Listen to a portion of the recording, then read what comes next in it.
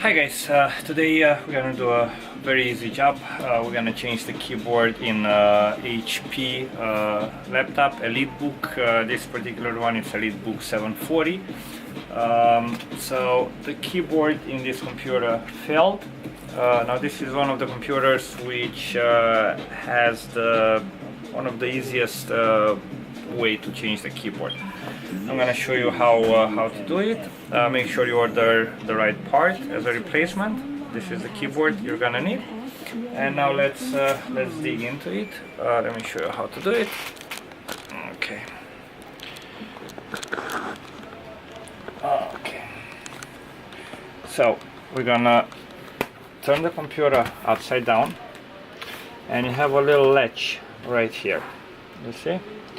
Now that one you'll have to slide it all the way to the left, and then you'll pull on the back of your case. That will expose the internals. You'll have the hard drive right here, the RAM, should you want to upgrade the RAM in this machine. I know it's not the newest one, but people, they still use it, so this might be come in handy. And also, if you look on the main board, you have a slot for an SSD drive, so you can have inside, you have a regular hard drive. You can also add a solid state drive right in here, and that will increase the speed of your computer roughly around 8 to 10 times compared to the regular hard drive. You can keep the hard drive for storage, and the SSD for operating system installation and programs. Now let's get to replacing the keyboard in this particular machine. So as you see, inside of the computer there are two screws. I mean, there are a couple of screws, but two screws which we're interested in. It's this one. You see it has like a real symbol. It looks like a keyboard. I don't know if you can see. And you have one right there, which is close to the battery for the BIOS. We're gonna remove those two screws. Those are the screws which are holding together the keyboard. Now you see the screws, they don't completely come out, but rather they get they have a stopping mechanism right there, so it makes it hard to lose the screw. Now with those two screws removed, we're gonna turn the computer on its normal side. We have the keyboard, and we'll take one of the pry tools. I'm gonna use one of these guys, and we'll go right here. You see, we'll slide it right in between the keyboard and the case, and we slowly lift it up, just like so. Okay. So we go slowly along the edge, and the keyboard is out. Don't rush into pulling it right out, because there are some cables right underneath, okay, which we have to remove first. So we have, let me see if I can show it to you a little bit clearer. So we have that's okay, let's see, it's hard to keep the light. Okay, that cable, it goes into your little trackpad, which is in the middle of the keyboard, and that's the keyboard cable. Some keyboards, they do come, as you see right here, there is a small unused connector for a keyboard backlight. This particular computer did not have a backlit keyboard, so we're not going to be using that. Now, how you get rid of those, how do you remove the cables? We're just gonna lift it up, just like this, pull the cable out, and we'll do the same with this one. You can, on the bigger one, you can also use, I'm gonna put the light down because it's hard for me to do like that. You can use your nail, okay, to slide it right under the connector and lift it up, just like that. And like this, the keyboard is out. Okay, we're gonna take the faulty keyboard out. We're gonna put the new one in. As you see, this particular one, it did come actually with a backlight connector.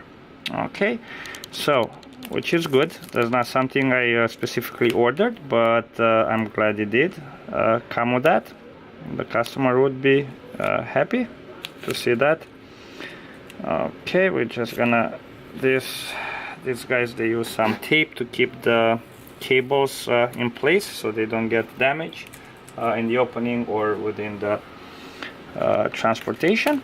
And now we'll have to remove this particular one did not come with this little cable for the trackpad, so we're gonna remove the cable from the old keyboard and we're gonna reattach it into the new keyboard just like this.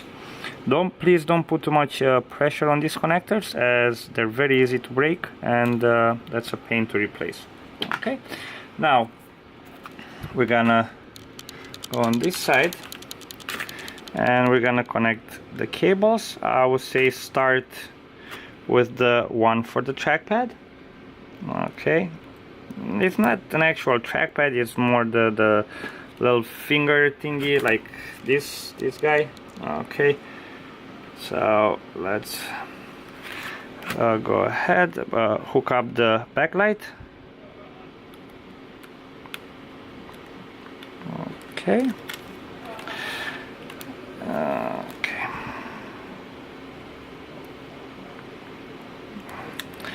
Okay, very hard to work with the camera in this particular position, so let's see, because I have to go around it.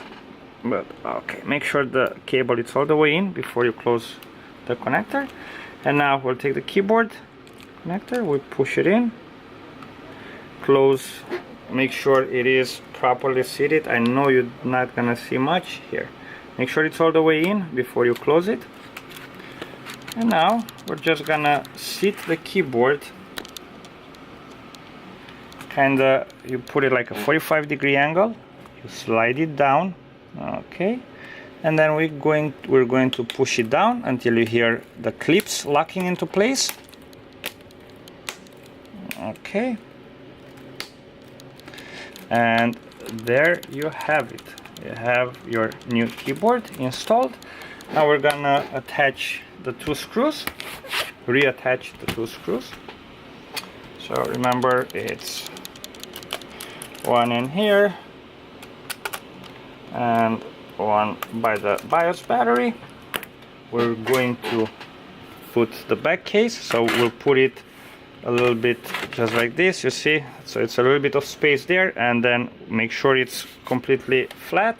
Okay, you're not supposed to feel the difference here, and just push it up, and there you go. You have the keyboard is replaced. I don't know if you can see the backlight, you see right there, you can see the light. We're gonna test the keyboard, everything should work, and that's that.